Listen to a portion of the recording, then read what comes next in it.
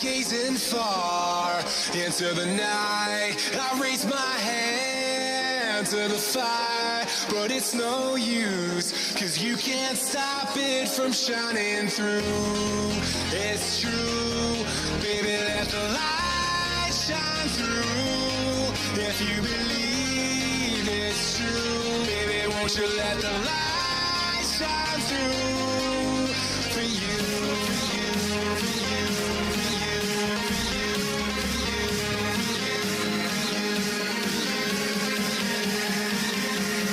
won't you let the light shine through?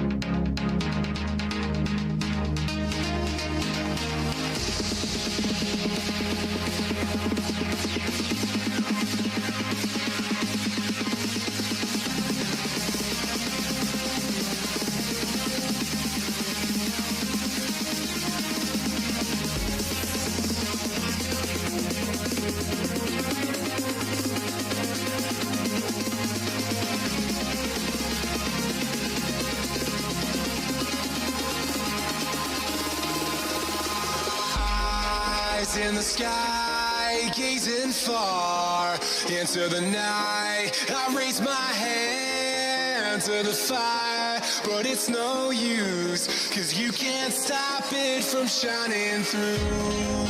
It's true, baby, let the light shine through. If you believe it's true, baby, won't you let the light shine through for you, for you, for you, for you, for you, for you, for you,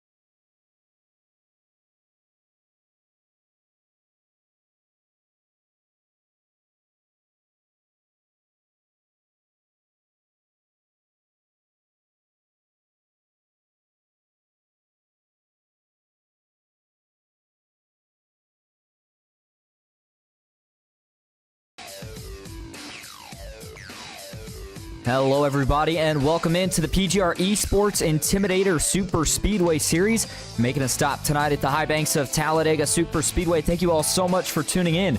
You are watching Austin Green on PGR eSports. Drivers down trackside ready to get going.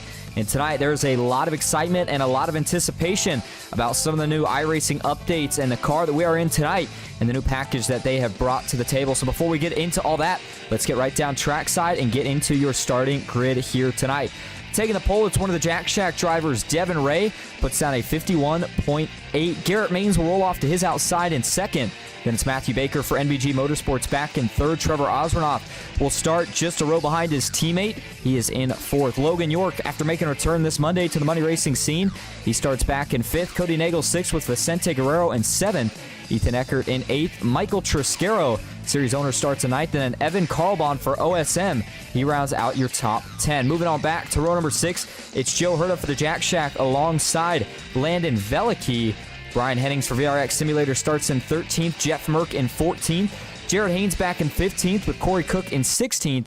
John Mullahan starts back at 17th here tonight. Sean Corbett in 18th. Malik Ray 19th and Mike Davenport rounding out your top 20. Jonathan Herbert starts 21st with Kyle Baldessano in 22nd. Moving on back to row number 11, it's going to be, row number 12, it's going to be Gordon Spain and Francisco Villarreal. Dylan Basin in 25th with Dylan Jones to his outside in 26th.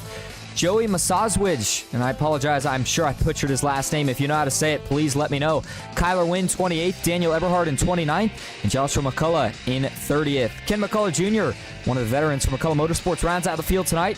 He will start in 31st. Taking a look at your race info. Again, we are in the Gen 4 series. Have not seen this series here in a while. In fact, this week we were supposed to be in the Cup cars, but nonetheless, drivers really like the way these were feeling with the updates. So I think we're in store for a pretty good one here tonight. 60 laps going to be the distance. 50% fuel, 2 sets of tires. No fast repair fix setups, and then 3 green-white checkers if we were to need them. Track temp pretty hot here tonight, 124 for this 2.65-mile super speedway oval with over 30 degrees of banking in the corners, and long straights allow for a lot of pushing and speeds well over 200 miles an hour. How about a look at the weather outside? Winds at 3 miles an hour, 86 degrees, 38% humidity, and clear skies. Great day in the sim to go racing, and we are ready to go. Again, doesn't look like we're going to have anybody joining us in the booth here tonight, although Matt Metler, who you've probably had a chance to hear recently, again, that is PGR eSports' newest development broadcaster, so we'll be hearing him throughout the next couple weeks in this series, so looking forward to that. But as for tonight, again, thank you all so much for tuning in, and we are getting ready to get things going. 60 laps in this car are going to go by pretty quick, but looking at that 50% fuel window, that can get drivers to somewhere right around 20 laps, 21 laps actually. And then, of course, with the draft, maybe stretching it just a little bit farther than that. Point being that we should see this race be a two-stopper if it were to go green all the way. And with no fast repair, got to be conservative early. Everybody wants to learn, but you got to find that sweet spot, the balance, if you will, between not being too aggressive and tearing all your stuff up, but at the same time, learning what you need to be fast at the end of this race. Here we go. Green flag is in the air. We're underway at Talladega.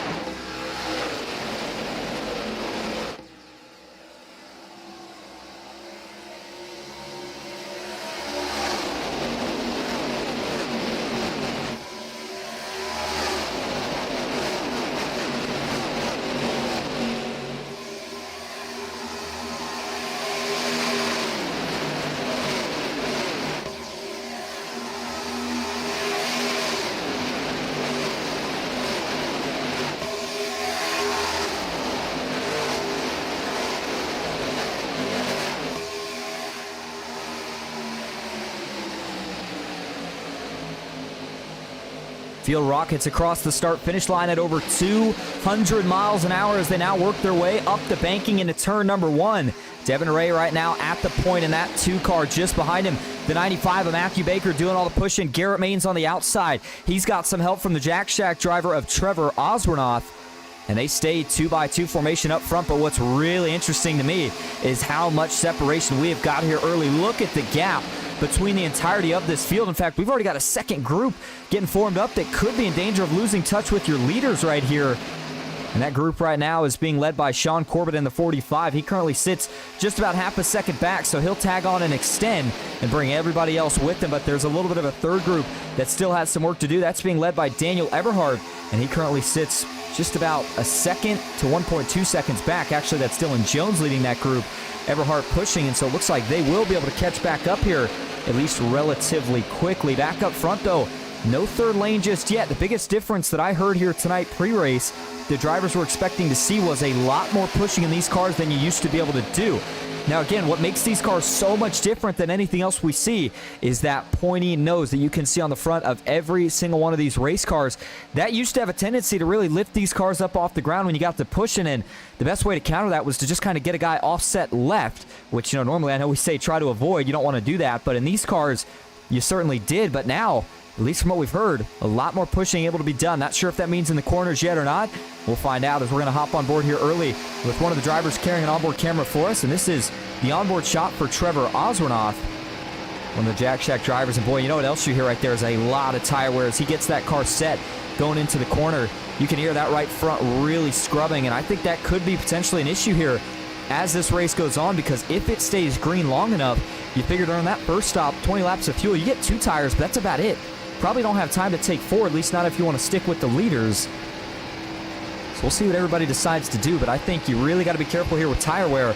Granted, if you're at the front, not much you can do. However, if you're not leading one of these lines, maybe let off just a little bit. Let the draft do the work of keeping you up here as we switch over to another one of our driver cams. One of the OSM drivers sitting a little bit further back right now in 17th. That's Jared Haynes, currently running just behind the 48 machine of Malik Ray. And those two will be a dangerous duo, rather, if you will, to go to the front as this race continues on. And moving on further back, I guess before we go back, actually, let's go back towards the front. Jeff Merck, one of the NBG Motorsports teammates. Right now, he's pushing Cody Nagels in the 6, an ERA Omega Cup Spring Bowl winner. And that is a duo that used to be teammates, so they've got chemistry. But on the bottom now, Baker finally found a way to get down.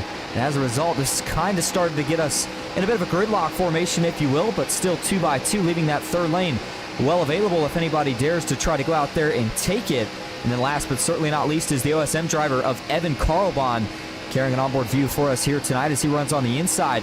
Currently sitting in 12th. He's down 2 from where he started, but this is by design.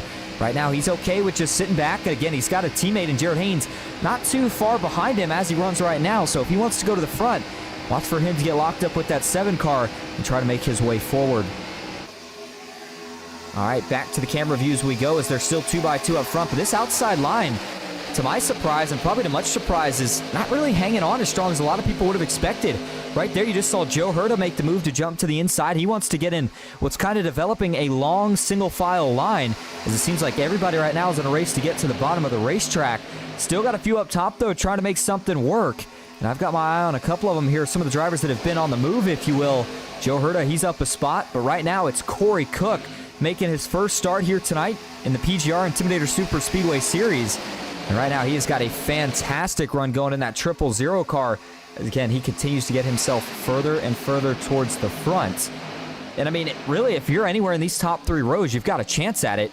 And the 61 is looking really good early here. He's going to have probably some friends made by the end of this race to potentially help him.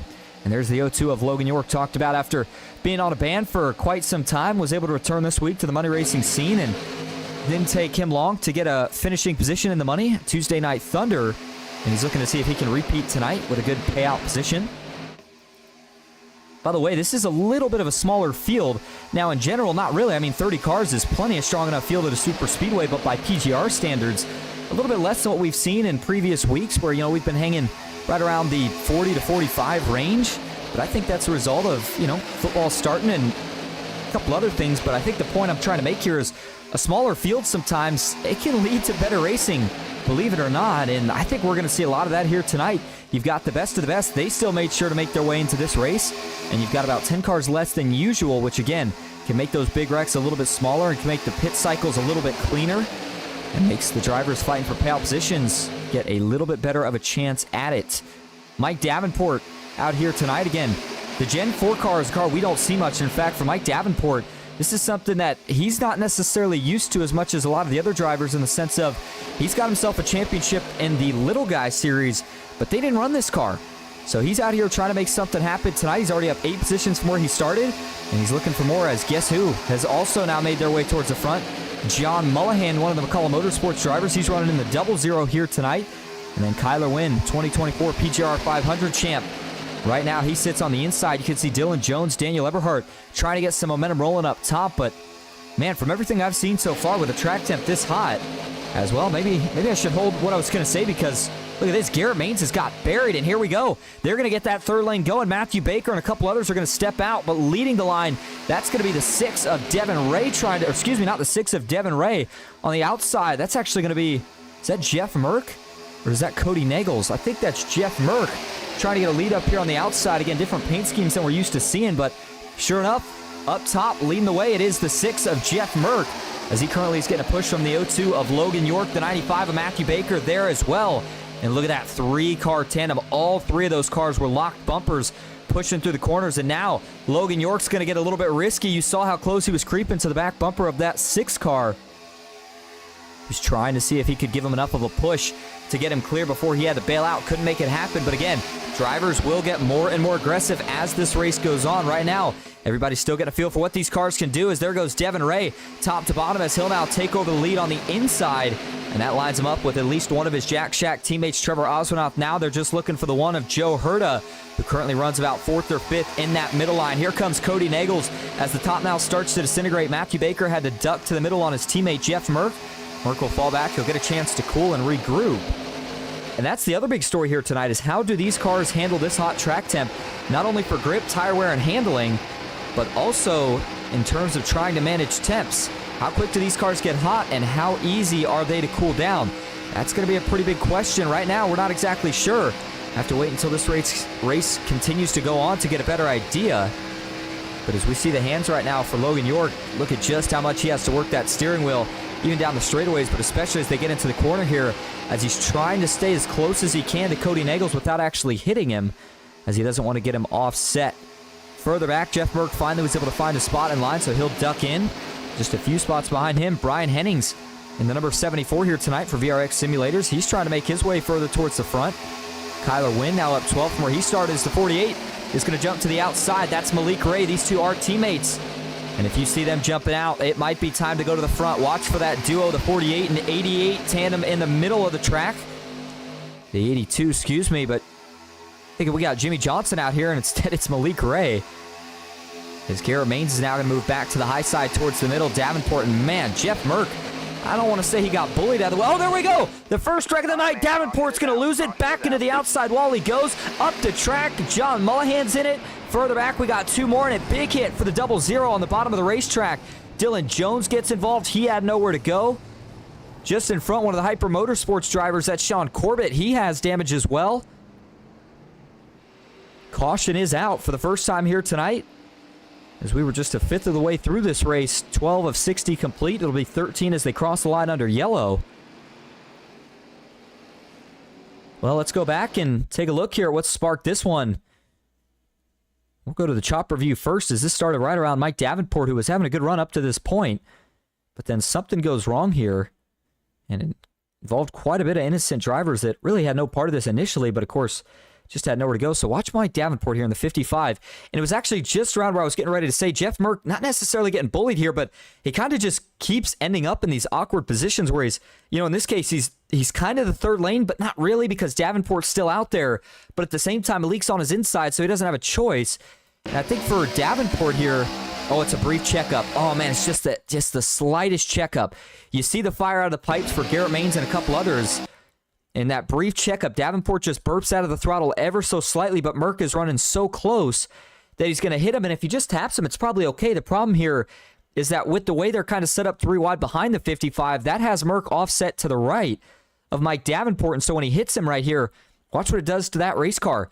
It's going to shoot it just down the track enough to where Malik Ray, who's kind of already there, can't do much. The 55 slides across his nose, gets into the 00 of John Mullihan, and it doesn't end there. We'll go back here to Mike Davenport first, but then John Mullihan, of course, there wasn't much he could do, and he came back on the racetrack. But for Mike Davenport here, and yeah, there's the 00 further up, coming back up the track. But before we look at that, watch as Davenport here. Contact occurs. Back up the track he goes. Is going to lose it. The 34 had nowhere to go. He's going to bang to the outside wall a couple times here before Mullahan, who came back up, tags the outside wall, comes back down. Davenport runs into him, and then he escapes after that. So the 55 might be able to continue. I'm not sure how competitive it'll be, though. But then on the flip side of that, John Mullahan, I got to think this is a night ender here early for the 00. Watch it from the onboard first. Gets turned down here. He tries to save it, which he kind of does, but man, what really hurt him there was when he hit that grass. He hit a little strip that gave him some airtime, and obviously when you're in a race car, if the tires aren't on the ground, the brakes aren't going to matter. And so watch this again for John Mullahan here as we look at it from a bit of a different view. As Mullahan, here he goes. He's going to hold on to it, but watch when he hits the grass here. Watch this car launch right there. Man, that's style points for the amount of airtime he got. Problem is, though, again, he just can't check up when that's the case. He finally realizes that he's going to be going back up. Luckily, Kyler Wynn misses him. I don't know how, but then John Mullahan tags that outside wall as it slides back down the banking. Davenport runs into him. Dylan Jones. Corbett, you see him sliding through the grass. Give you a couple more angles of this one here before we go back live. This is from TV3. Malik Ray did a good job of avoiding this one as well, as he's going to throttle back up so that he can get by the high side without any further issue, as there's that big hit again for John Mullahan. And then give you one more look at this here from the Turn 3 entry view.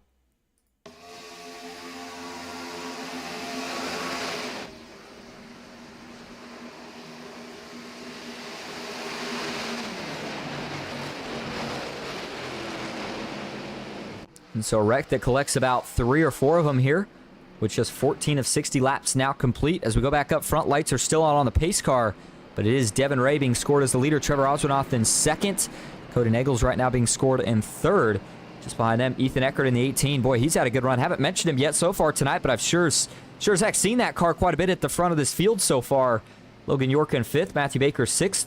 Corey Cook still having a good run in 7th, Joe Herta in 8th. And you've got Garrett Maines in 9th and Kyler Wynn currently rounding out your top 10. Well, again, if you're just tuning in, we certainly appreciate you being here. Baker's mom in the chat says, Baker sporting the Lightning McQueen scheme. Yeah, that's right. And if I remember from the Cars movies correct, Lightning McQueen seems to have a pretty good thing here for finding a way to win at these super speedways. So we'll see what happens here tonight for Baker, if it's a good luck scheme for him or not. But right now he sits in good position. 3rd on that outside row. 3rd on the outside lane, I guess I should say. And so we'll go back green here with 16 of 60 complete. And this changes up fuel strategy a little bit now, because, again, we said they could make probably about 21 laps of fuel just regular, and you figure if you save in the draft, maybe you could make another 2. I don't know about 3. But let's just say drivers could push it to 23 saving. And you figure that gets you 46 laps. That could get you there. It's going to be close, but the point I'm trying to make here is there's a chance maybe we see some fuel saving going on here during the rest of this run here until we can get to a green flag stop, as drivers maybe try to see if they can save enough to still make this a 1-stop now, or if it's going to still have to be a 2-stopper. Joe Herta in the 1 getting lined up. He sits just behind Matthew Baker. There's Kyler Wynn as he's made his way up here now. Vicente Guerrero, good to see him in the field here tonight. That's one of the Nightmare eSports drivers. And anytime you see him out here, you know he's going to be at the front by the end of this race. And the only teammate that he's got to work with here tonight is Cody Nagel, so watch for those two to try to get lined up here. Gordon Spain making his first start in PGR here tonight, the number 33 AC Delco machine. By the way, all the manufacturers for the Gen 4 series are Chevys, and that is why they all have the exact same pointed nose. That is why you see the Chevy logo on the front emblem, or excuse me, the Chevy emblem on the front of each one of these race cars. But a lot of different schemes. Some drivers run in schemes that make the cars look a little more modern. Some of them trying to run the schemes that make them look exactly like the Gen 4 series used to look.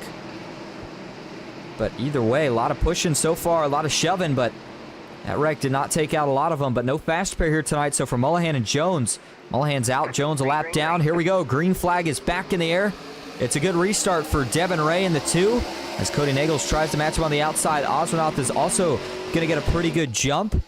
They'll drag race down to turn number 1. Ethan Eckert quickly going to dive to the bottom of the racetrack. He'll tuck in just in front of Logan York and behind Trevor Oswinoth. Nagels on the outside right now. All he can do is side draft. Ooh, boy, Matthew Baker, a little physicality right there between him and Logan York. as he was trying to get a side draft. That could have been really, really bad, but they get it sorted out, and now here comes the cavalry up top. Cody Nagel's going to draw back even with Trevor Osranoff. Baker not quite able to get close enough to push on his back bumper just yet. Joe Herta, though, running up there as well. After that, you got to look all the way back to the 74 of Brian Hennings and the 14 of Vicente Guerrero as they're still trying to get up. But now, looks like the 61, he's going to jump to the top of the racetrack. That's Corey Cook trying to make something happen. And Kyler Wynn must have liked what he saw because he'll follow. So does the 12 of Garrett Maines. All of a sudden, now the outside starts to get more momentum as they cross the stripe. 17 of 60 laps complete, and Cody Nagels will now go to the point into turn 1. 2 by 2 they go through turns 1 and 2 throughout about the top 10 to top 15. Then it starts to single out the 24 Francisco Villarreal running by himself as the rest of the field tries to get grouped back up. Jonathan Herbert, Sean Corbett, Daniel Everhart, Jared Haynes, Evan Carlbon, Joshua McCullough, Landon Velicky, Ken McCullough Jr. All drivers that are trying to get back together here. And Dylan Basin, can't forget about the driver of this number 48, the 9 of Joey Masaiwicz. Right now, he sits back, and actually, I can't tell if he's got some damage on that car. Oh, yes, he does. That Casey Kameskine is pretty concaved in the front end. As right now, just behind him is, can't tell, I think that's one of the lappers. Yeah, it is, Dylan Jones, who again got involved in that first wreck, tried to get some of the damage repaired, and right now, all he can hope for is another caution, as the 3 car doesn't seem to look too bad right now in terms of damage, but certainly not made it back out onto the racetrack as of yet, or not back to the front of the field, I should say. So Nagel's still holding even with Devin Ray up front. One thing we have not seen quite as much of with these cars as we normally do with, say, the Xfinity cars or the trucks is the controlling of the lanes up front. And I think that's just a result of they haven't had the chance to. Devin Ray, Cody Nagels, they haven't been able to alternate as much because the runs just, they really haven't seemed as big yet. And now as Baker goes down for a side draft, the 61 of Corey Cook's going to jump out, and Kyler Wynn, oh man, Kyler kind of pulled a, I don't even know what you want to call it on him right there, where he kind of faked him out. Went high, said, I'll go with you, and then as soon as he had the run back down, said nope, and immediately dropped back down to the inside of the racetrack. Logan York, though, you know, he likes to mix things up, as now he'll jump up with a 61. I think he might have been trying to help him out there for a second, let him back in line. The 61 can't do it in time, and so York is going to cover that spot as he goes back to the middle lane. Cody Nagel's finally able to get clear, and so he'll drop onto the front bumper of Devin Ray. That allows Matthew Baker to cool down, and the 95 Rusty's machine will now go to the point off of turn number 4. And again, that next pit stop, not expecting it till, really, realistically, probably around, if they're going to try to stretch this to make it a 1 stop from here, I wouldn't expect to see that pit stop till, honestly, right around lap maybe 37. If you're going to try to make it 23 and 23, I think that's what you kind of have to try to do. Any sooner than that, I just don't see any way it works out. But again, if you're running the draft, you save some fuel.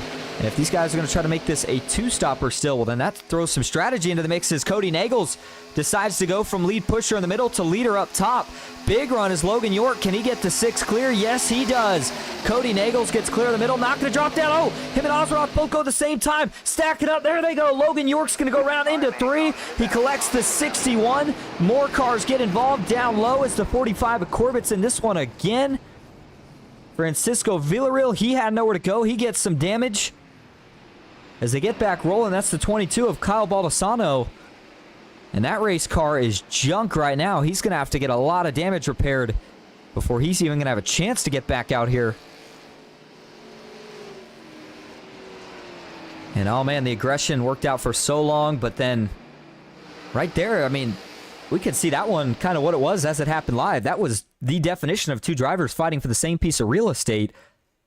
And, you know, you have a spotter, and generally some of these guys, you know, they'll try to check left and right if they have the monitor set up for it. But you got to remember, not everybody can see left and right in these cars, especially if they're only running on one monitor. So if there's not a guy there and the spotter's not telling you, you think you're clear. If you're Cody Nagels here, I mean, he's at the end of the turn, so he's thinking to himself, I need to jump down here before we lose the momentum. And Trevor Osnoth is thinking, if I don't want to let this third lane get clear of not just the middle but myself, I'm going to jump up here and try to pull my teammate back even. And so as he does that, man, that's just wrong place, wrong time for both of them. They both make the same move at the exact same moment, and it does not work out. Trevor Osnoth, I guess technically you'd call it, he was there first, but again, nothing intentional by Cody here. He just didn't know. He thought that Trevor was still down low, so when he goes to take this spot, he gets into the 89, and then I think Trevor's going to be able to hold on to this car. He does. And then York has to get on the brakes. He gets rammed into from the 61, lifts that car up a little bit, and once that happens, it's on from here. Watch Logan York here as this car turns around, gets down into traffic, and then the big one strikes from here. Maybe not the big one just yet, but certainly a wreck that takes out quite a few good cars as, boy, York got tagged a couple of times in a few different places. So you saw the 24 Francisco Villarreal, who had absolutely nowhere to go through this one. And for Corey Cook, man, he was doing such a good job. And that's one that you can't avoid. And even if you're doing everything right, you still got to have some luck in these races. Fortunately, luck was just not on his side right there. Give you two more looks at this one here. First, from the zoomed in cam, as I want you to see again, Logan York runs into Cody, checks up, he saves it, but then, again, as soon as he gets run into right here, that's when it kind of becomes nothing he's going to be able to do. And then Joe Herta, as he tries to get low, some contact between Garrett Maines and Logan York on both sides for him. And then up top, man, the 22, you see that left front suspension just rattling around as heavy, heavy damage. Looks like it may have reattached here, but still heavy damage on the 22, no matter how you look at it. And then let's hop on board here for Francisco Villarreal, one of the drivers involved, and kind of see how this played out from his point of view. So he sees it, he's on the brakes, he's on the brakes, he's on the brakes, going to dive low, dives as low as he can go, still on the brakes, but York just unfortunately rolls down there, and then he gets tagged out back pretty hard. It's Landon Veliky in the 62, so he was trying to miss it. Back up front we go. Trevor Osenoth currently being scored as your leader. Devin Ray in second. That puts the Jack Shack 1-2 for the moment. Ethan Eckert in third. Brian Hennings in fourth. Vicente Guerrero rounds out your top five. It's Gordon Spain in sixth with Malik Ray in seventh. Kyler Wynn eighth. Cody Nagels ninth. And Dylan Basin, who's up 15 positions from where he started this race at, currently rounding out your top 10. All right, as they get ready to go back green, we're going to take a quick break. We'll be right back. Stick with us for the restart at Talladega.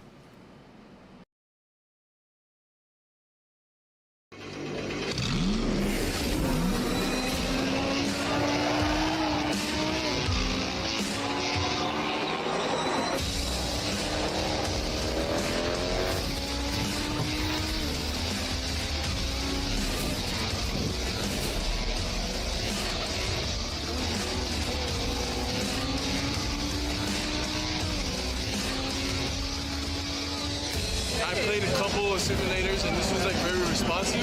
Especially the hydraulics and stuff, the motion and stuff was really, really on point. But you feel like you're really driving, it feels real. It adds so much to the experience. It's just really, really cool. It was pretty awesome.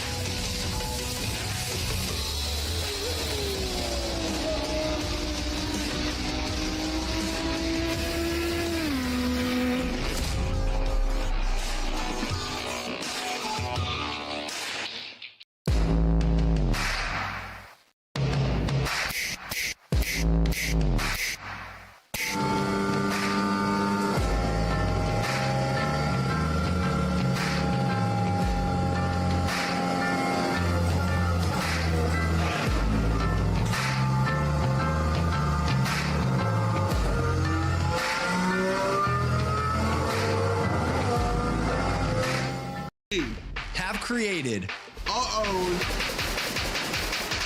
drink company. The fastest growing sports drink in history. We won't run! We won't run! Ladies and gentlemen, we got the monkey is prime! This season, we are hydrated! The official sports drink of the UFC. It's time! Oh, that's good.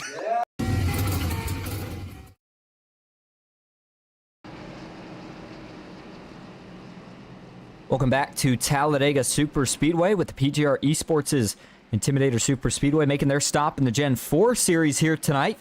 And so far, we've had 2 cautions in 23 laps as we get ready to go back green. And so now, this goes back to making the fuel strategy an official 1 stop, no fuel saving necessary. And so, well, realistically, I would say maybe things will calm down, but with that knowledge, maybe not. They may pick right back up where they left off before that caution, especially with Trevor Osenoth and Devin Ray up front. All right, here we go. Back into the Geico restart zone. Green flag is back in the air, and it's a good restart from the 2 Jack Shack teammates. And this is a good position to be in, especially with what we've seen so far here tonight. These 2 are going to try to do anything they can to keep control of this pack. The 74 of Brian Hennings, he is now inside the top 4. As you see, he's trying to get a run to push on the outside. And there goes the 48. Malik Ray jumping to the top. No surprise. He's ready to go to the front as he jumps in front of the 71. And Evan Karlbaugh now broken into the top 10. It's up a spot from where he qualified, and he had a great qualifying effort, so that's why that stat in of itself may not sound that impressive, but the 71, he continues to get better and better each and every race, and look for Jared Haynes. If he can get locked up with his OSM teammate, those guys could be in for a great finish here tonight. Further back, a little bit of 3-wide action there as Kyler Wynn was dicing his way up through the middle. He'll grab a position as the 05 Joshua McCullough is going to jump down to the bottom of the racetrack.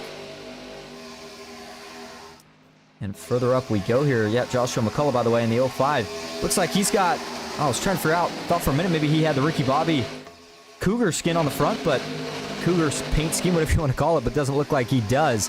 Kyler Wynn, though, man, he is still ready to go 3 wide, the 82 on the top of the racetrack.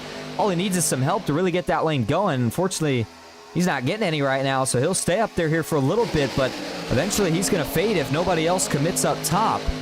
And it's a little interesting to me to see the 82 all of a sudden kind of out of nowhere. I mean, he's ready to go to the front. Like, we saw him trying to make progress earlier, but now this is like he wants to get up there and lead this race, even though we still have, 35 laps to go. And I wonder if that's, telling the rest of these drivers something about the reason that this 82 car wants to get to the front so bad. You see the 45 just on his inside there, Sean Corbett, still with a lot of front end damage, but I think the draft is holding him pretty well even right now with everybody up here. Meanwhile, at the front, the 2 Jack Shack teammates currently sit 1-2 lined up on the inside, and they're going to try to control these lanes here, but right now Devin Ray not jumping back up yet, but what we do have is another car that's going to jump up top to the 3rd lane, at least briefly. Malik Ray is trying to make a move here. Will the 33 of Gordon Spain jump out as well? Not yet. Malik trying to help pull his teammate Kyler Wynn up to even to see if those two can get locked together. The 61 of Corey Cook, who's involved in that last incident, has quickly dialed back in as he now has jumped to the outside to assist the 82 of Wynn. And if they stay together long enough, they will have a chance here to pick up another driver and start making their way to the front. But as it stands right now, that 3rd lane is fading, and it is fading fast. By the way, big question is, what happened to Matthew Baker, who we saw earlier with a great run? Well, right now, he sits way off the leaders, and boy, heavy damage on that car, and for what it's worth, I'm not really sure where he got this damage from. Didn't have any necessarily data that showed he was involved in any of these accidents. I wonder if this was something we just missed or what. We're going to actually try to go back here lap by lap, see if we can't figure out what happened to this 95, where this damage came from. Okay, so he's clean there, so this was in one of the accidents. As we'll we'll go forward here, and I do want to watch this, and we pulled up the overlay here. Oh, he does get involved in this wreck.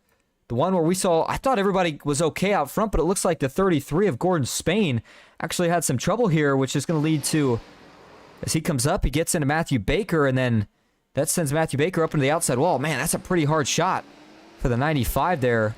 And that explains where he got his damage from, and maybe why he's struggling a little bit right now is, yeah, he runs way outside the lead pack. He's going to need another caution, not just to fix that damage, but also to catch back up with these leaders.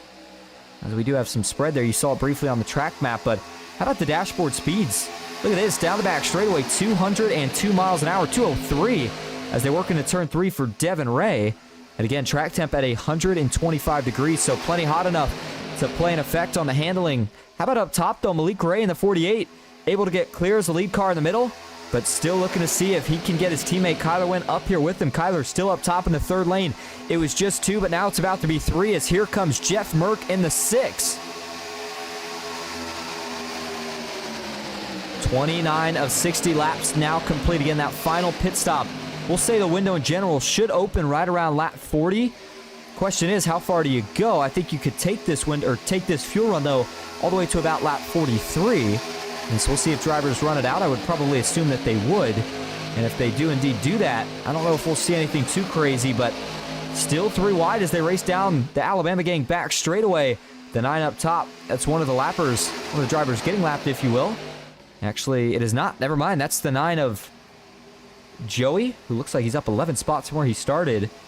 And man, he had damage earlier. That's what I was trying to figure out here, is if I was looking at the same driver for a minute, because as much damage as he had, to see that car completely cleaned up, he must have been able to get it all fixed here through some of these cautions, and it's paying off now because he's working his way slowly back into the top 10 here if he can keep it up. 3 wide up front, but the 48 of Malik Ray will now go to the point as he drops clear, gets in front of the 2 of Devin Ray on the inside, and oh, hold your breath here. Gonna look 4 wide as they go around one of the lappers. That was Logan York. They all get by clean. Malik Ray now goes back to the middle. Kyler Wynn draws even with his teammate up top.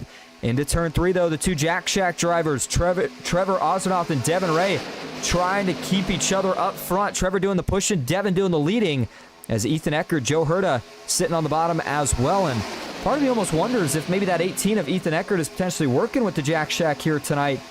Again, not necessarily sure on that, but either way, doing a good job here right now as he runs 3rd on that inside line. But there you go. 48 of Malik gets clear to the bottom. Kyler gets clear to the middle. Ooh, almost some contact right there between Garrett Maines and Brian Hennings as Garrett initially started to follow the 82 down. Quickly realized it, though, and contact was avoided.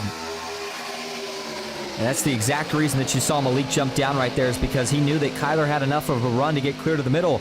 And the best way to help your teammate is allow them to get out of that 3rd lane if there's enough of a run to get down. Oh, wrecking out back. Eckert gets loose. Oh, can he save it? The 33 of Gordon Spain does. And yes, Ethan Eckert holds on. What a save, as now the 33 is back into the wall. Davenport, oh man, they're all still trying to catch it back here. The 48 of Dylan Basin's going to have to dodge low. Wow, what a save. What happened there, though, to spark this incident? Man, Ethan Eckert was just talking about how good of a job he was doing here. Does he start this, or does he get hit by the 33? This is as they're going into turn 3. Watch Ethan Eckert here. Does he drift up? Oh, yeah, he just drifts up. Drifts up big time. Doors the 33, and then, boy, that was some quick hands to save that race car. It took him about the entire corner to actually get it straightened up, but he does so, and what this has now done is caused a little bit more of a braking in this pack now, as it looks like it's about 5 up front, and then getting chased here right now by Corey Cook, who leads the 2nd group. They are within a second, so they're good to go. They'll be able to catch up, and then Mike Davenport about half a second behind them. He's good to go. And so I think that this group should all get back to 1, although Daniel Eberhardt and company, actually this group I should say, which is Gordon Spain leading, Eberhardt will now take over. They're about 2.5 seconds back, so they've got a lot more work to do here. But Malik Ray up front, and boy, he loves these races if they can go green and we can get to a pit stop. He knows how good he is. Devin Ray, Trevor Osenoff, they're in great position here. Whenever you have a teammate up here with you, especially when things start to get separated, that's all you can ask for in these super speedway races, especially in the middle portions of this race. When, you know, there's not necessarily a lot that's going to happen right now. It's kind of single file, but you know that you're going to have a pit stop still expected.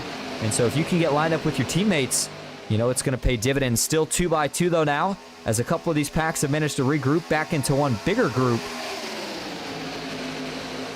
So as they continue to stay 2x2 here, we're going to go ahead and take another quick break, but we'll go side by side, and we'll be right back at Talladega.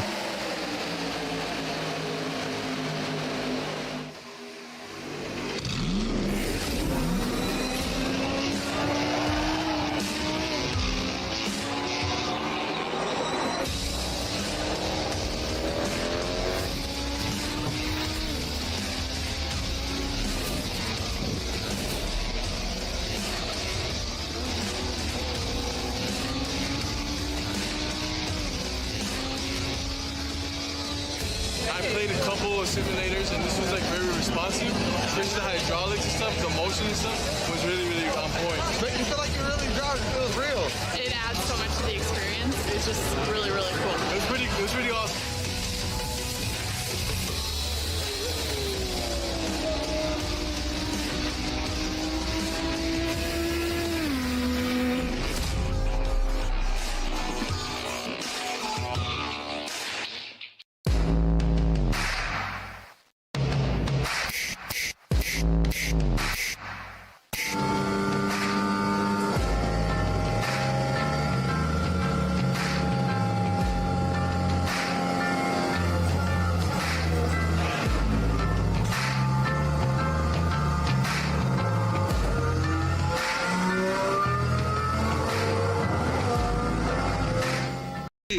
Have created Drink Company. The fastest growing sports drink in history. We will run! We will run! Ladies and gentlemen, we got Alan. The monkey has pride! This season, we are hydrated. The official sports drink of the UFC. It's time! Oh, that's good.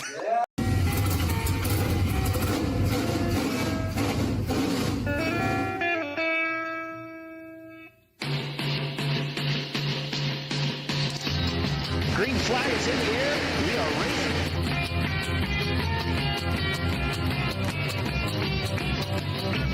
3x3.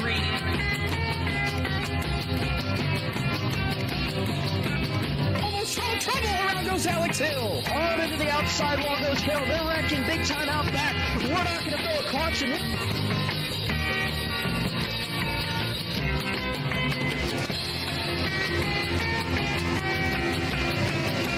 To the finish. Who gets it at the line? Cody Nagels wins it at Talladega.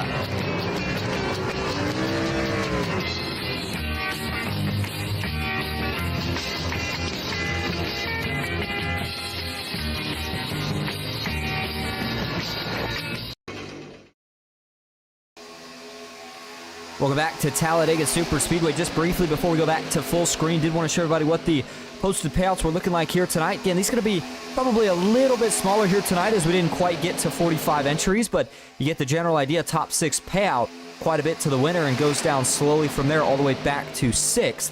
And again, it was only a $26 entry on race day. Actually didn't see that 22 before, so that might have actually added a bit more money to the pot than what was initially expected. And so as we do go back live now, the action up front has not changed much since we went to break. Still 2x2 and still intense up front with two of the teammates here. Malik Ray and Kyler Wynn leading the way. And we are getting closer and closer to that final pit stop. Fuel window to make it to the finish is not open just yet. Opens up in about 2 to 3 laps, but we think drivers can go probably all the way to about, if I had to guess, maybe 17 to go. And so we'll see if they do indeed go that long. I would think they probably would. As Devin Ray, Jeff Merck currently in that second row. Trevor Osnoff, Garrett Maines, they are up here as well. Joe Herta, Mike Davenport. See Ethan Eckert, he's made his way up here as well. And the 48's going to think about sliding up. Ooh, he thought better of it right there. He gave it a thought, but didn't feel like it was the time to do it. And so as he quickly is going to stay down, Devin Ray. Look at the push on the outside, though. Jeff Merck on the back of Kyler Wynn. He's going to get him clear. Wow, what a push from the 6 of Jeff Merck to get Kyler Wynn out in front and on point on the inside lane. And so as Kyler Wynn now leads off of 4, does anybody peel off here this lap? No, they don't. Wouldn't expect him to. Probably won't expect anybody to this next lap either. But if you decide to pit a lap or two early, that may not be a bad idea, all things considered. Because again, when you pit with a big group, and these cars are similar to the Xfinity cars in the sense of, actually they might be a little worse. They are not the easiest to get down to pit road speed. They have a tendency to lock up really, really easily. So you got to be extra careful. And look at this, further back to the Nightmare Esports teammates here, Cody Nagels and Vicente Guerrero. These two have gotten lined up here, and we'll see if they're going to try to stay that way until the pit stops, or if they try to go the front, as Nagels has now actually jumped out. Look to see if he can pick up another position here. Mike Davenport, who was in a wreck earlier in the 22, really slow off the pace. Uh-oh, Nagels has to go high. That almost causes trouble out back here.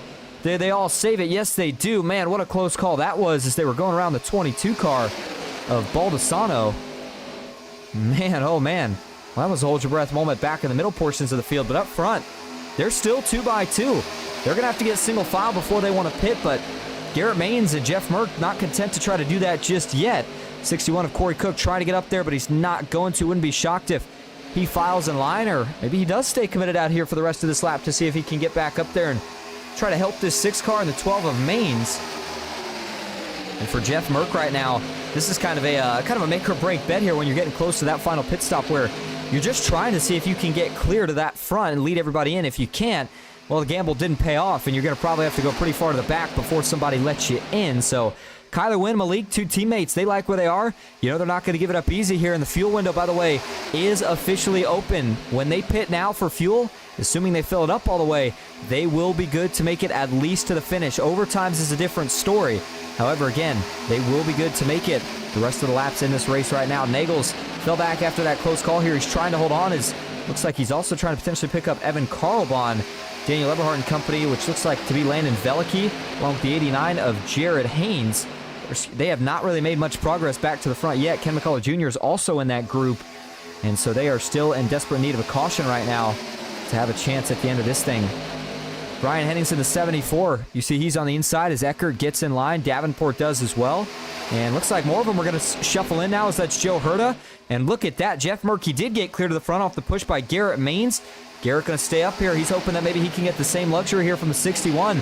Maybe him and Merck doing a little bit of communicating as, ooh, boy, that was a very interesting move there. As that looked like some maybe some lift there from at least Jeff Merck, if not a couple others there.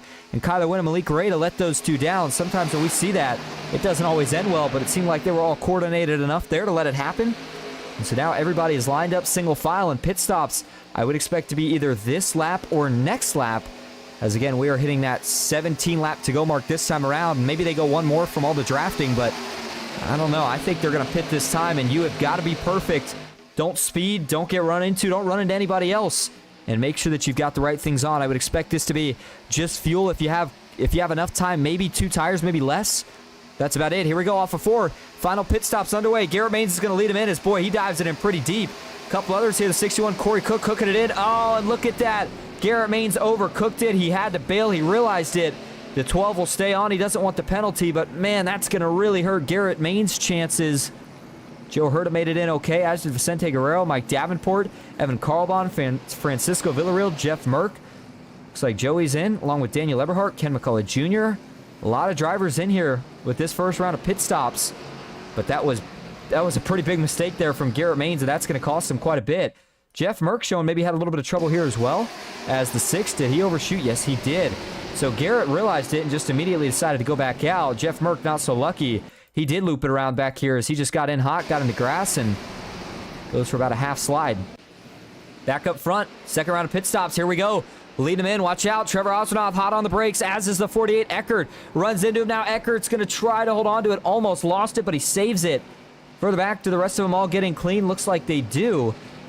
And so you saw Garrett Maines, who was trying to catch up to this group. He's going to come in a bit later as he had made that mistake, but the good news here, and that was a smart move by Garrett, and I'll tell you why, because if he still tries to pit, he gets himself a penalty and loses a lap, where in this case, he'll lose the pack, but he won't lose a lap. And so if he gets a caution, it'll be a much better break for him than if, of course, he was a lap down. As they now race off the pits for potentially the final time here tonight. Osmanoff leads him out, followed by Malik Ray, Devin Ray, Kyler Wynn, Brian Hennings, Dylan Basin, Ethan Eckert. Maine's still in the pits now, but where's Vicente Guerrero, the leader of that second group, which is a lot smaller than the size it was when they initially went in. Vicente Guerrero up to full speed at about 200 miles an hour with the push right now from Joe Herta. Question is, how close are they going to get to this front group here? We'll watch as they get onto the backstretch here. This is usually a pretty good indication. Well, looks like they're going to rocket by these couple. Can they get around the next 3? Yes, they do. And there's the leaders. Boy, that's a long way up. I don't know if they're going to get all the way to Trevor Osmanoff or not. And this is where things start to get interesting now, because can you run quick enough as a group of 3 right here? Malik, Eckert, and Osmanoff, that is, to potentially try to pull away here. They will keep Devin Ray, and I do think that that group actually is going to get there. Once they slot in line, they're close enough to pull the draft, as Jones is going to act as a bridge car as well right here. So for Trevor Osmanoff now, here we go. I mean, he's in position here. 15 laps to go is a long ways here at Talladega, but this is what he's been waiting for. He made a statement just the other night, said he's kind of tired of getting pushed around. He's not taking it anymore. And so he's going to do what he's got to do, and it's working out. Sometimes that's what a driver needs, is to switch to that aggressive mindset. As a 61 here of Corey Cook, this is not for position. Again, he was a lap down as he's going to jump to the outside. There goes Vicente Guerrero. Oh, man, that was a close call. As I was getting ready to say, 61, is he going to look down, but was able to jump up at the last second, as there was almost contact between him and Vicente Guerrero, which almost led to another caution. But 15 to go, and now we got to start to set things up. How big is this lead pack, and how big do we expect it to be here by the time this race is all said and done? Looks like as it stands right now, we've got about 7 cars being scored in this real kind of front group, if you will. Kyler Wynn still hanging around, so actually make it, I guess, 9. They're all within range. And then Dylan Basin right now, he sits 2.8 seconds behind Kyler Wynn. That is outside of drafting range. So as it stands, it is a 9-car lead pack fighting for 6 payout positions. So if you made it to this point, you're in a pretty good spot, as you see Malik Ray bounce around there just a little bit as the internet blinked out just briefly. And 48 here This is where drivers start to get nervous as he blinks around. This is going to kill the momentum on that outside. That'll allow Joe Herta to jump up. He'll now pick up his teammate in the 89. And for Malik here, he's going to have to hope this straightens out. Now he's going to jump high and see if it corrects itself here in the next lap or so. Vicente Guerrero said, I don't think so. He's going to jump down. He's seen enough. And now this leaves Devin Ray kind of in an interesting spot here because he's leading the bottom, which has a lot more cars, but if he wants to save his teammates who only have 2 of them working together up top, he may have to jump up here if he gets clear. It was Sean Corbett that they just went by to put a lap down in the 45. Still side by side up front. 13 laps to go. Who is going to win this race? Again, everybody is good to go on fuel. If you're just tuning in, you picked a great time to do it because this is where all the action starts to pick up. This looks like Baker's mom in the chat says, what happened to Merck? He was in the lead the last I saw. Yep, if you remember when we went back there, we took a look at it, and he actually had trouble getting into the pits, got into the grass, which, of course, either led to a penalty or a slow pit stop. Either way, led to Jeff Merck losing touch with this lead pack as now they go around, looks like Matthew Baker, and they're going to go around 1 more, 2 here. I think that was the 34 they might have been going around. Now they're back to 3 wide up front, though. Malik Ray, Kyler Wynn, the 2-car tandem up top, 2-car tandem in the middle, and 3 to 4 on the bottom. But now Brian Hennings, he's going to commit to the middle, as does Vicente Guerrero. This is really going to hurt that top lane as they have gotten much more lined up in the middle and on the bottom.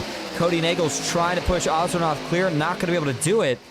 And for Kyler and Malik here, how do they time this out? At some point, if they don't have the momentum, do they fade back, try to kind of regather temps, if you will, before they make another push to the front?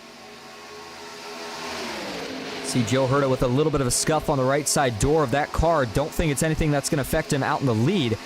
But what about this setup? I mean, it seems like every Thursday there's one team that just comes out here and just dominates the race. And I think tonight you'd almost have to give that to the Jack Shack. And I'm not saying they've led every lap. I'm not saying that one of them was necessarily the most dominant driver. But as a team, I mean, they have had pretty much every one of their drivers up front inside the top 5, top 10 for basically the entirety of this race. They've stayed aggressive. They were aggressive on the pit stops. It's all paid off. But man, what about that? Look at the push. Just off a 2-car tandem, Kyler Wynn with the push of the race. He got Malik Ray clear as the 48 was able to jump all the way to the bottom. Kyler's going to fade, but I don't think I've ever seen something like that at a super speedway with this caliber of field where a driver was able to push his teammate clear when it was just 2 of them, when the other 2 lanes had 3+ cars. I mean, that was incredible stuff from Kyler Wynn, and I got to think that's almost going to encourage other drivers to say, well, if he could do it, maybe I ought to go give it a try. And man, it seemed like before the update, you would have never heard us say that 2 cars, they would struggle to maintain, much less push a guy clear. That was I cannot get over how incredible of a push that was from Kyler Wynn. And now Malik Ray is kind of in the catbird seat here, at least for the moment. But Joe Herta getting a big push up top. If he gets back clear, he's going to think about jumping in front of that 48. And so we'll be coming to 9 laps to go. They continue to go by a couple of the lappers. This time it's going to be Jeff Merck, who stays high. They're going to go 4 wide just briefly as Brian Hennings is actually going to fade here. And he'll probably jump in behind Vicente Guerrero. Jeff Merck's going to try to stay in touch with this draft. See if he can maybe help somebody up here at the end of this race. If nothing else, stay in position so that if we get a late caution, he can maybe get that lucky dog position. Still 2 by 2 as they work through 1 and 2. Joe Herta on the top, Malik Ray on the bottom, Devin Ray, Trevor Ozranoff in row 2. And you want to look at one of the best comeback stories of the night, look no further than Joey M., who right now is up 21 positions from where he started this race at. Oh, just as I say it, 14, Vicente Guerrero's in the wall. Does he hold on to it here? It looks like he does. That's big damage, though, on the 14. Huge hit to the right front, and for Vicente Guerrero, we'll see if he's able to stay out here or if he's going to have to take this car to the pits for repairs. Looks like, at least for now, the 14 is going to try to stay out. Let's go back and just take one brief look here at what happened to Vicente Guerrero. This is going into turn number 3. Watch from the blimp cam here. The 14 goes to dive low. Oh, Kyler Wynn not clear as the 14 tries to drop him to go to the middle, and Vicente Guerrero is probably not going to be too happy with that one. As, watch this again from the chopper view. Kyler sees that. He's going to try to block here, but just wasn't quite clear, and fortunately Vicente Guerrero gets the worst end of it right there. So I'm sure he's not too happy. But again, we do stay green, So we'll turn our attention back up front. Still 2x2, and the driver that I was getting ready to mention still runs strong. Now up 24 positions from where he started. Joey M., the driver out of Sellersville, Pennsylvania. And man, he had damage early. Looked like his race was maybe going to be over, at least a chance at winning, but he stayed in it, kept fighting, and now he's got himself in a position to not just cash out, but potentially win this race. Boy, wouldn't that be an underdog upset if he could find a way to get his first win in his first race here in PGR. But boy, he is battling with some of the best of the best right now. Malik Ray back to the high side. Devin Ray will get a chance to pull even on the inside. They'll be coming to 6 laps to go. The 61, Corey Cook, looking 3 wide up top for the moment. Again, that is not for position. He's just fighting to get a lap back. Jeff Merck maybe thinking about going with him here. Does Brian Hennings go with as well? No, but he will let the 61 jump into that middle line. And I think if anybody else is going to go 3 wide here, the first man to lead the charge is going to be Kyler Wynn. Now, if Trevor Osmanoff can block it or not, that might be the question. But, I mean, Trevor's lined up behind his teammate here, so I think he's okay with where they stand for now. But boy, Malik Ray is doing a lot of movement, and I don't know about that move. Jumping back to the top into the corner, you got to think that that one was getting a little bit hot on temps. Devin Ray still got plenty, but we'll see if Joe Herta can push him back clear. And at a certain point as a driver, you got to make a decision. If you're one of the lead pushers, do you have enough temps to push a guy clear on command, or do you need to back off and save so that you have something for that last lap? And that's the battle that a lot of them are trying to face right, or are facing right now, and they're going to have to try to figure it out probably in the next 3 laps or so. In this case, I guess the best way to say it is if you're Joe Herta, do you think that you can push Malik Ray clear to a point where you can cool so that if he jumps back up, you're good to go? Or do you feel like maybe you're going to be trapped here, and in that case, to get yourself the best finishing position, you're either thinking you're going 3 wide, or if you're going to push all the way to the finish, you got to back off and try to save some temps here when we get to 2 laps to go, and then, of course, that white flag lap where you want to be able to push without having to worry about looking at the temperature gauges. Still 2x2, no third lane just yet. Up front, it's Malik Ray, Devin Ray. Row 2, still Joe Herta, along with the 9 of Joey M. Cody Nagels. He's got himself back into the mix right now. He sits 3rd, but not necessarily anywhere to go. There are a couple of lappers in the mix right here, most notably Joshua McCullough and that 61 of Corey Cook. Jeff Merck's up here as well. I think Sean Corbett may have been able to tag on to the back of this group. Yes, he has. But point is, this lead pack only goes about 8 cars back now. It's only 2 drivers that will not cash out for these leaders. And then that second group being led by Francisco Villarreal, getting pushed by Dylan Basin, Evan Carbon, Jared Haynes, Landon Velicki. All drivers that could use a caution right now that are not in this lead pack. They're going to need to get one soon here, because if we make it to the white flag, this race will be official. 3.5 laps to go at Talladega as they work on to the Alabama gang back straightaway. Ooh, out back, Merck wiggled around just a little bit. You know the patience has got to be starting to run out for drivers like Kyler Wynn. Problem is, he just doesn't have much help. And again, I think if we see 3 wide, which, you know what, we very well may, it might be Joe Herta making the move. Oswanoth goes with him, and then I wouldn't be shocked if Kyler Wynn tries to stay in the middle. And Malik Ray right now is going to just push the 2 car, doesn't try to split him. But look at this. This will give now a chance for the 9. Joey M. to potentially go to the point here with just 3 laps to go at Talladega. It feels good to win in any money racing series, but if you could get the job done in PGR, that would be an even bigger win. If you could get the job done in your first race in PGR, that puts you in the history books. Something that Joey M is trying to pull off right now. A couple other drivers still looking for that first PGR win that are in a great position to do so. Can Devin Ray find a way to get the job done for the first time here tonight? He's been so good here so many times before. It hasn't quite worked out. Malik Ray still running that top right now. Joe Herta not made a move yet, but again, him and his teammate Trevor Oswanoff, 2 of the Jack Shack drivers, they are lined up. 3rd and 4th in that middle is, ooh, that was a little bit of smoke. I'm sure that was concerning for some of these guys as they come up on another one of the lappers here, and this may be the last lapper that they encounter here for the rest of this race. 2 laps to go. This is the last lap for a caution if we're going to get one. And watch for Kyler Wynn in the 82. Maybe taking a couple peeks here, trying to set something up. Does Brian Hennings go with him if he goes outside? And now the 74 is going to look high. Does Kyler try to block up here?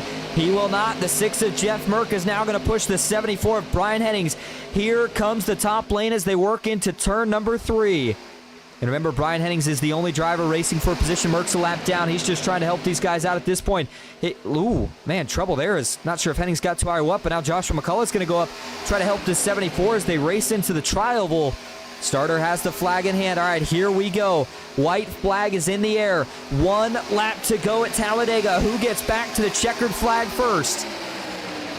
Devin Ray, Malik Ray, still the 2 drivers leading both of these lanes. Third lane is trying to get working. Brian Hennings and Joshua McCullough. A little bit of damage on the 74 and a little bit of damage potentially on the 05 as well. But here they come down the Alabama Gang back straightaway. Does Joe Herta look to make a move? He won on Tuesday, looking for a win on Thursday. He will not. Joe Herta stays committed to the 48 as now. Cody Nagels tried to split low. Nothing doing there. They're 3 wide for the lead into turn 3.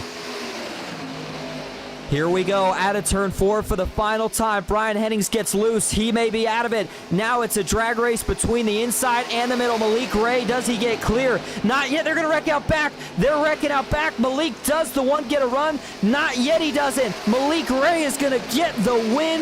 The 48 gets the job done as they wrecked out back. Herta, Devin Ray bring home 2nd and 3rd. In a chaotic finish in which nobody really had the chance. Looked like right as the move was getting ready to be made on Malik, they wrecked out back. 48 had the momentum, and there was no run from behind to have to defend.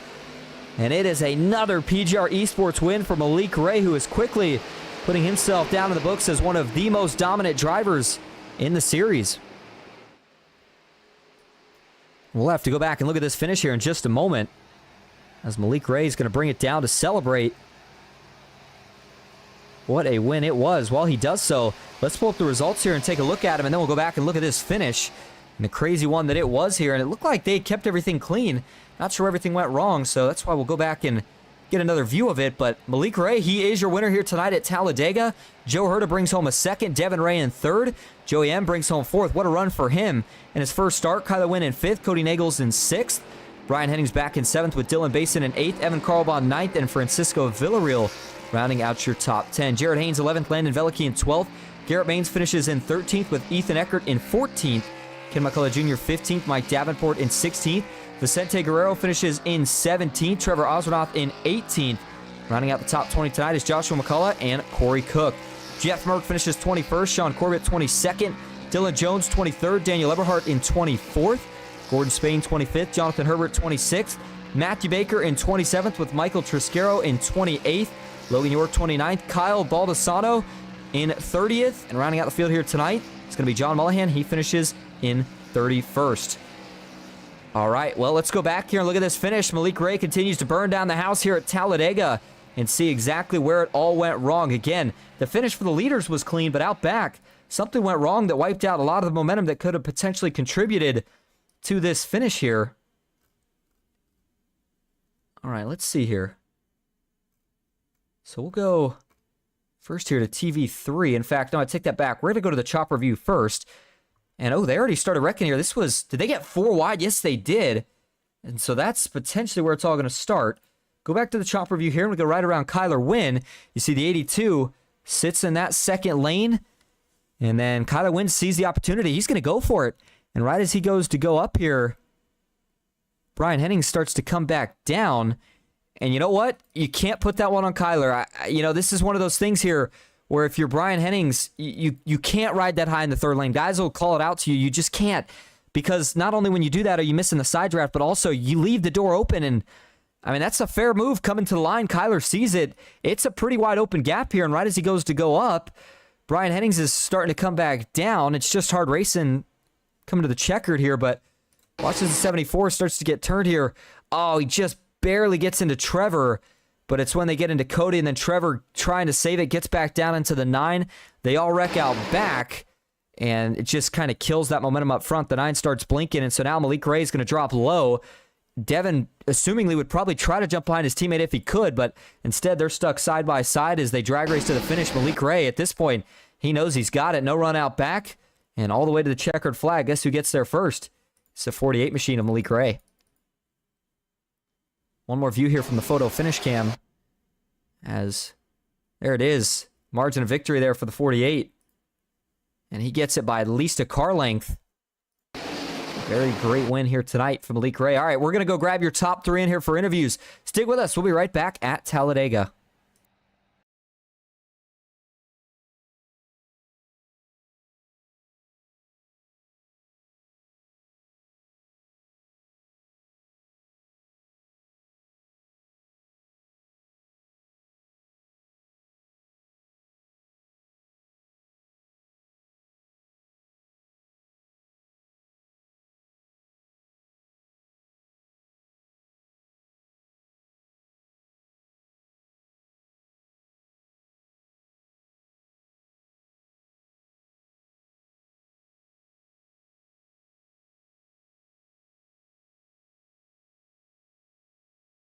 All right, welcome back to Talladega Superspeedway. Going to start first here tonight with your race winner, Malik Ray. Malik, this is Austin in the booth. You got a copy?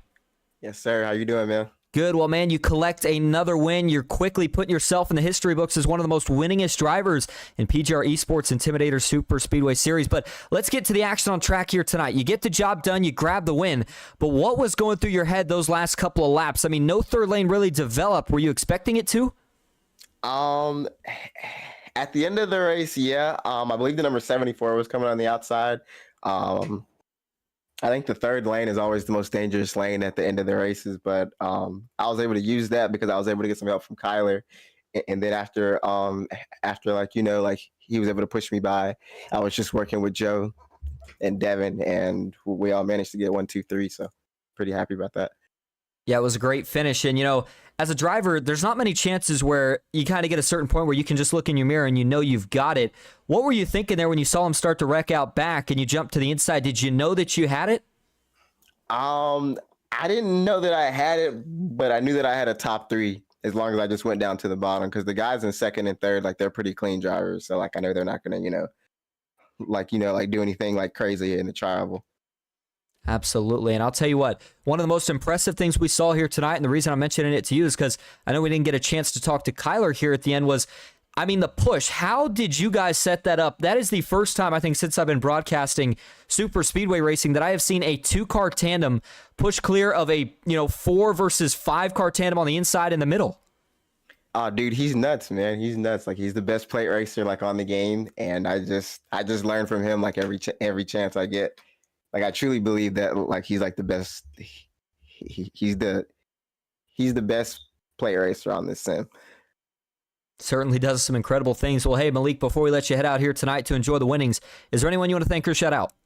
I appreciate Kyler, and Joe and Devin and you for broadcasting. I appreciate all you guys, and Michael for putting this on. And thank you for talking to us. Well, again, Malik, congrats on the win here tonight, and hopefully we'll see you out here next week. All right, thank you, man. I'll see you then. All right, and now that's going to bring us to your second place finisher here tonight. One of the 2 Jack Shack teammates who finished in the top 3. It's Joe Herda. Joe, this is Austin in the booth. You got a copy? Yeah, I got you, man. Well, you bring home a second place finish here tonight, and it's a 2-3 finish for the Jack Shack here. You guys have been picking it up in recent weeks, but as for tonight, how'd you get the job done there at the end, and was there any thought of trying to jump out on the 48? We kept our nose clean for the most part all night. I got caught up in one wreck, so I was down on speed a little bit, but Devin and Trevor were running a really good race, holding the bottom, controlling the field, so I was able to claw my way back up there. And on that last lap, I was thinking about getting around Malik, but I just never had the momentum to get around him, so I thought my best bet was just try to stick behind him and see what would happen and just make sure that I would be in the cash and not wrecked out of it. So first time cashing in PGR, so it feels pretty good. Yeah, and it was a good run here tonight to top it all off. But, we don't normally run this car here at PGR, but since the update, I know a lot of drivers were excited about it. How'd you feel about the racing it produced here tonight? Oh, the racing was awesome. It's a little tight later on the run when tires get real hot, and obviously the track temp probably plays a factor into that. But you can't really suck up to the car in front of you, so you got to work and kind of tandem and stick to the car's bumper, because one mistake or one loss of momentum and you could be losing the pack. But it was a lot of fun. You were able to do 3 wide pretty much the entire time and not having to worry about it. And you were a lot of fun to watch. Well, hey, before we let you head out to go grab a word with your teammate, is there anyone you want to thank or shout out here tonight? I obviously want to shout out the Jack Shack. We sat in a practice session before this, practicing, working on quality laps, and steering offsets just to make sure we're all prepared for this. So big thanks to those guys, and clearly the hard work paid off with me and Devin up here. And Trevor ran an awesome race, way better than what the finish shows. But yeah, we're here, and we're here to stay. Yeah, hard work certainly did pay off. Well, there you go, Joe Herta. He said, we are here, and we are here to stay. Thanks for talking to us, Joe, and again, congrats on that second-place finish.